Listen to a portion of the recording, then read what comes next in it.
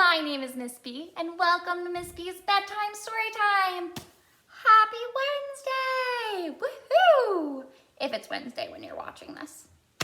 We are smack dab in the middle of the tea sandwich. Tuesday, Thursday, Wednesday. Nice. All right, today we are going to continue talking about emotions and ourselves and kindness and all those great things, right? Today we are going to read one of Miss B's favorite books. I know I say this a lot, but it really is. My mom used to read this one to me a lot when I was little. I loved it so much. All right, so let's get started. This book is called Big Al, and it is by Andrew Clements and Yoshi. That's just the name, Yoshi. It's a cool name. Oh, see this guy right here? That's Al. Look how big he is. He's really big. Let's see what goes on with Big Al. In the wide blue sea, there was a very friendly fish named Big Al. You could not find a nicer fish. There he is. So Al was a nice fish. That's good. But Big Al was very, very, very scary. Do you think Big Al's scary? Definitely big. He's definitely got some pointy teeth there. So he looks kind of scary. Other fish seem to have at least one friend. Some had many. But Big Al had none. He did not really blame the other fish. How could he expect little fish to trust a great big fish with eyes and skin and teeth like his? So Big Al was lonely and cried big salty tears into the big salty sea. Poor Big Al, look how sad he is. He just wants a friend. But Big Al really wanted friends, so he worked at it. He tried to get them. First, he tried wrapping himself in seaweed. He thought it was a great disguise, but no one else did. Who wants to stop and talk to a floating plant that has big, sharp teeth? That's a good point. I probably wouldn't stop to talk to a floating plant with big, sharp teeth. Would you?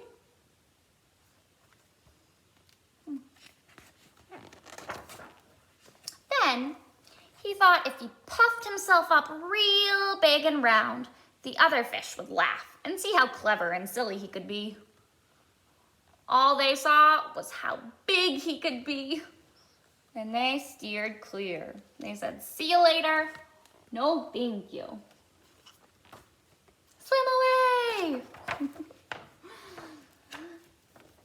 Very early one morning, Big Al went down to the bottom and flopped and wiggled himself into the sand until he was almost covered up. He looked much smaller. When other fish came near, Big Al talked and joked with them and had a delightful time. But then one scratchy little grain of sand got stuck in his gills, and he sneezed. When the clouds of sand cleared away, all the other fish were gone.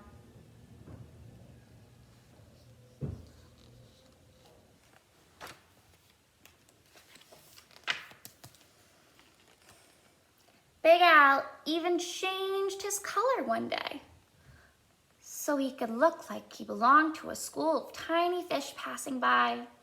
He bubbled along with them for a while, laughing and feeling like he was just one of the crowd. But he was so big and so clumsy. When all the tiny fish darted to the left and then quickly back to the right, Big Al just plowed straight ahead. He went bumping and bumping right into the little fish. Before he could even say, "Excuse me," they were gone, and he was all alone again, sadder than ever. He bumped them all around and they swam away. Just when Big Al was starting to be sure that he would never have a single friend, something happened. He was floating along sadly, watching some of the smaller fish, and was wishing they would come closer. As he watched, a net dropped silently from above, and in an instant, they were caught. Oh no! That's not good!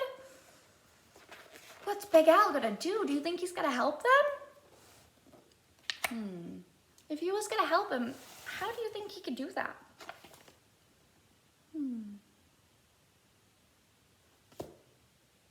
It's a good idea. Let's see. Big Al forgot all about being lonely, and he forgot all about being sad. His eyes bulged, got really big, out bigger and rounder than ever. And with a mighty flip of his tail, he opened his mouth and charged straight at the net. The net was strong, but Big Al was stronger. He ripped right through it, and all the little fish rushed out through the hole. Nice. Yay, Big Al! Yay, Big Al! Hip, hip, hooray! Nice work, Big Al. Uh-oh. What's happening? That doesn't look good, does it? But when Big Al tried to turn around and go out of the hole, he got all tangled up in the net. He was stuck. It's not good. The net went higher and higher towards the bright surface of the sea, and the little fish watched Big Al as he disappeared above them.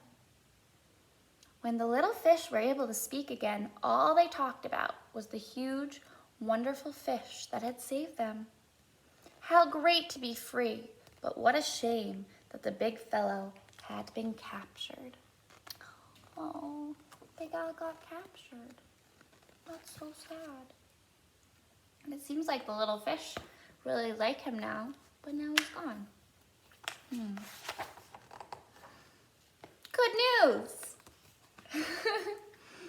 Just then, there was a tremendous crashing splash above them, and the small fish dashed away. Was it the net again? Not at all. It was Big Al. Those fishermen took one look at him and threw him right back into the ocean. He was too scary for those fishermen. So hooray! Big Al came back. Woohoo! That's good. I wonder what's gonna happen.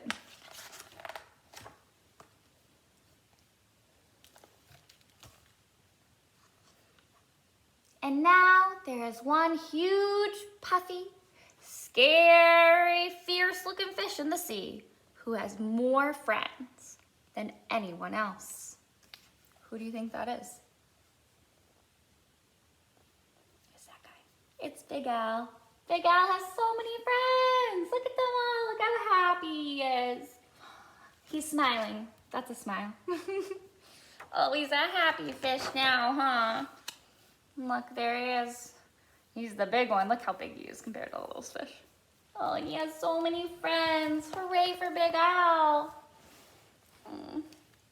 That was a good one. You know, Big Al taught me that, he was really scary looking, right? And nobody wanted to talk to him because they thought he was gonna eat them or be mean because he was so big and scary looking. But it turned out he was the nicest fish ever, right? So sometimes you don't really know someone just by what they look like, right? That's not fair. You gotta get to know them, give them a chance. Because sometimes even the scariest looking fish can be the very best friends, right? All right, so I'm gonna teach you 3 signs. I'm gonna go over 3 signs. I think we might have learned a couple of them. I know we learned big. So I'm gonna tell you how to say big fish. Because Big Al is a big fish, right? Right. All right, so big. You're gonna take your flat hand, put it right in front of you. You're gonna take your other flat hand, put it right in front of you. And you're just gonna pull them out to the side a little bit so it looks bigger. You're showing something, it's getting bigger, right? So they're small, your hands are close together and it's a small little shape. Big, they get bigger. Big. So that's big. And then to say fish, you keep your hand, one of your hands stays flat, just like in big. Then you're gonna take your other flat hand and touch your wrist, right there. And then you're gonna wiggle the front hand like you're swimming, like it's a little fish. And this is his tail. Loop, loop. So, to say big fish, we would go big fish. Fish. Pretty cool, huh?